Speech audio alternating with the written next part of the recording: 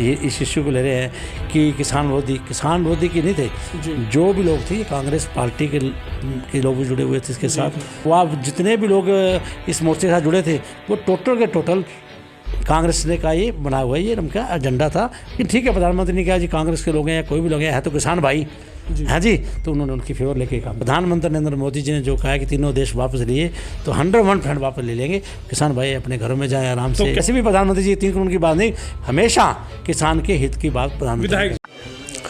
नमस्कार, स्वागत है आपका।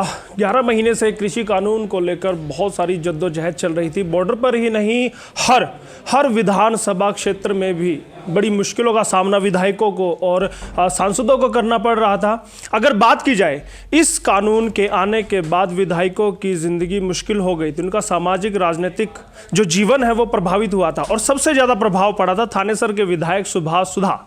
हाईवे पर उनका ऑफिस है और आते जाते कोई भी वहाँ पर धरना प्रदर्शन कर देता था, कोई भी जन सैलाब वहाँ पर इकट्ठा हो जाता था। और आज जब मोदी सरकार ने आज कृषि कानूनों को रद्द करने की घोषणा की है, संसद में निरस्त कर देंगे ऐसा कहा है, तो आज खुशी का माहौल है किसानों के बीच। और विधायक इस पर क्या प्रतिक्रिया रखते हैं, क्या राय रखते हैं, वही जानने के लिए पहुंचे हैं हम सुभाष सुधा जी के ऑफिस में। सबसे पहले स्वागत है आपका।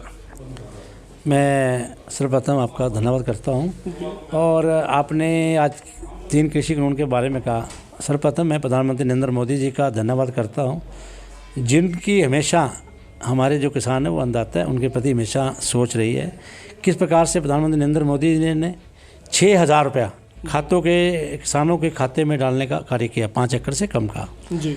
हमारा जो एग्रीकल्चर इंस्ट्रूमेंट होता था उस पर 80% सब्सिडी का देने का काम किया तो प्रधानमंत्री नरेंद्र मोदी जी ने, हरियाणा प्रदेश के मुख्यमंत्री मनोहर लाल जी ने जी।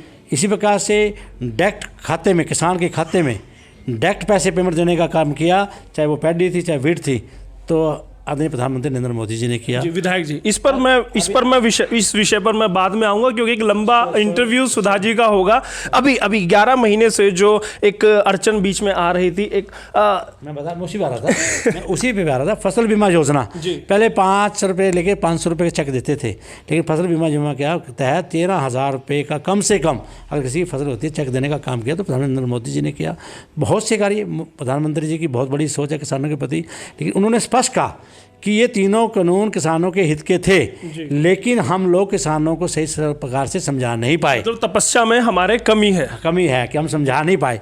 और फिर भी किसान अगर चाहता है तो मैं इन तीनों कानूनों को वापस लेता हूं। तो आज प्रधानमंत्री जी का हम धन्यवाद करते हैं। उन्होंने कहा इसके पक्ष के में भी किसान बहुत थे और इसके अंगेश भी बहुत थे, लेकिन मैं फिर भी कहता हूं अगर उनको उनकी समझ में नहीं आया तो भी इन तीनों कानूनों को वापस लेता हूं। प्रधानमंत्री जी का हम धन्यवाद करते हैं जिन्होंने ऐसी बात देश के लिए सोची, किसानों के लिए सोची। और वैसे भी प्रधानमंत्री जी 3 कानून की बात नहीं, हमेशा किसान के हित की बात प्रधानमंत्री। विधायक जी ये कानून रद्द होने के बाद कितनी राहत की सांस खुद विधायक सुभाष सुधा लेने वाले? देखिए, जब से मैं कहूँगा 3 कानूनों की बात आप कर रहे हैं, ऐसा कुछ नहीं है। किसान भाई हमारे अन्नदाता, हमारे भाई हैं। हम गाँव में भी गए हैं, दुख सुख में जाते रहे, कार्यक्रम भी किए हैं, गाँव के अंदर जाते रहे, शहर के अंदर भी जाते, डेली हमारे कार्यक्रम लगे हुए हैं। ऐसा कुछ नहीं था।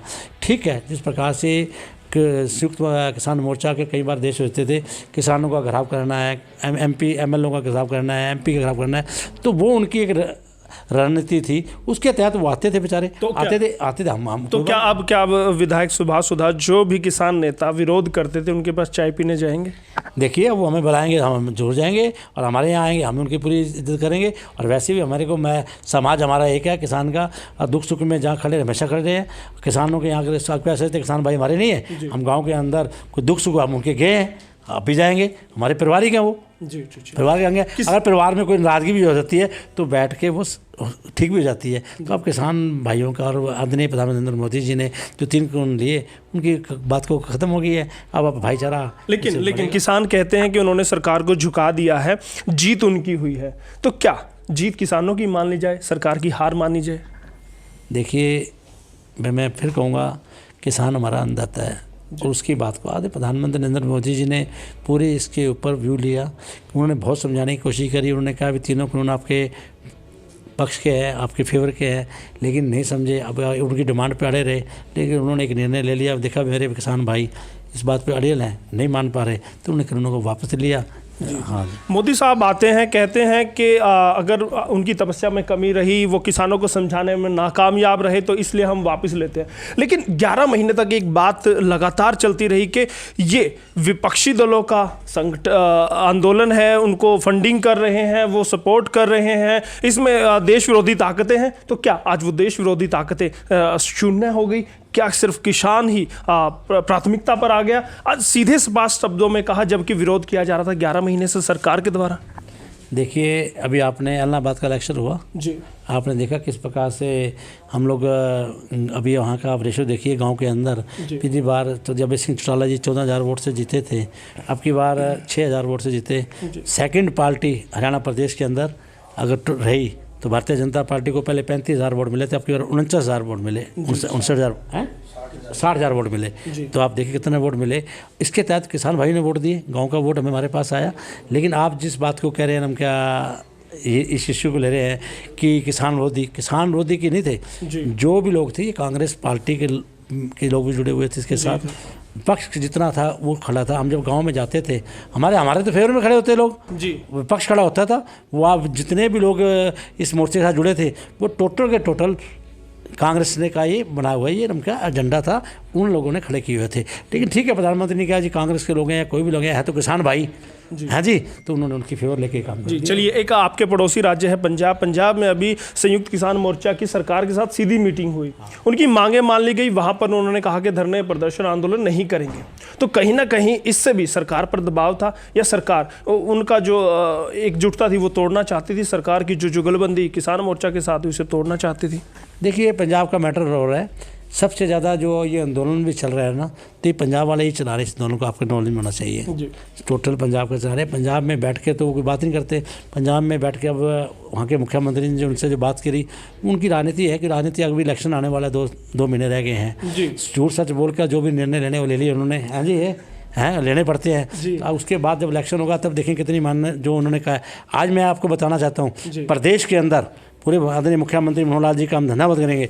प्रदेश के अंदर कोई MSP पे सबसे ज़्यादा फसल लेने का काम कर रहे हैं तो हरियाणा प्रदेश का मुख्यमंत्री कर रहा है। आप जाकर देखिए किस प्रकार से 11 फसलें आपका पंजाब है, कोई बाजरा नहीं लेता, कोई दालें लेता, कोई राजस्थान लेता, अगर कोई लेता है तो हरियाणा प्रदेश लेता है। और इसी प्रकार जो फसल के तहत जो ओलावृष्टि के कारण फसलों का नुकसान हुआ, पहले हरियाणा सरकार क्या देती थी, 5 रुपये और 50 रुपये के चेक या 500 रुपये चेक देती। तो हरियाणा प्रदेश के मुख्यमंत्री का कम से कम 13,000 रुपये में अगर फसल खराब होती है उसको देने का काम करेंगे। जी बिल्कुल, बिल्कुल। अब चलते चलते एक सवाल, मेरा आखिरी सवाल है।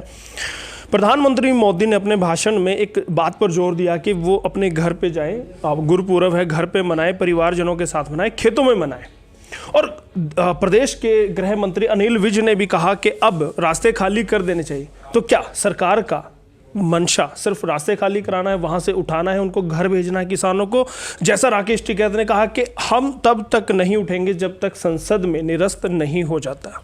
देखिए, प्रधानमंत्री एक देश के बहुत पावरफुल मंत्री हैं, जिन्होंने पूरा देश नहीं विदेशों में भी आज उन्होंने अपना नाम कमाया है। वही अमेरिका जो कहता है प्रधानमंत्री जी को मैं वीज़ा नहीं दूंगा, वही आज प्रधानमंत्री को किस प्रकार से इन्विटेशन देता है, आपने देखे होगा। इस प्रकार से आज जो भारतीय भी विदेश में रहते हैं वो गौरव से कहते हैं कि मैं भारतीय हूँ।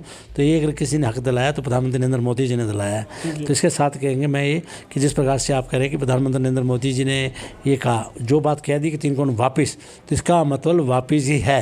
देखिए, कहीं ना कहीं शंका तो पैदा होती है, यकायक फैसला लिया गया है वापसी का, तो कहीं ना कहीं हो सकता है कि कोई अपना निजी हित या पार्टी का हित या किस हित को साधने के लिए ऐसा फैसला हुआ है। देखिए, गुरुपुरब का आज बहुत अच्छा दिन है।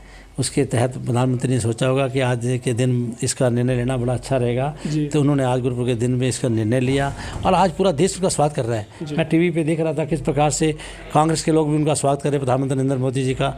हर किसान भी कर रहे हैं। कांग्रेस को तो मौका मिल गया कटाक्ष करने का। देखिए, वो विपक्ष का काम है, हमेशा करा, अच्छा काम करोगे तो भी कटाक्ष करेगा, है। और जो भी काम होगा, जब जो सरकार जब उसमें होती, सत्ता में होती है, तो उसके एंगेस्ट अपोजिशन का काम है उनका, तो उनका तो फील्ड है। अगर विपक्ष नहीं बोलेगा तो कौन बोलेगा? तो इसके लिए मैं कहूँगा आज के गुरुपुरब के दिन में मैं किसान भाइयों से हाथ जोड़ के अनुरोध करूँगा, प्रधानमंत्री नरेंद्र मोदी जी ने जो कहा है कि तीनों देश वापस लिए, तो 101% वापस ले लेंगे।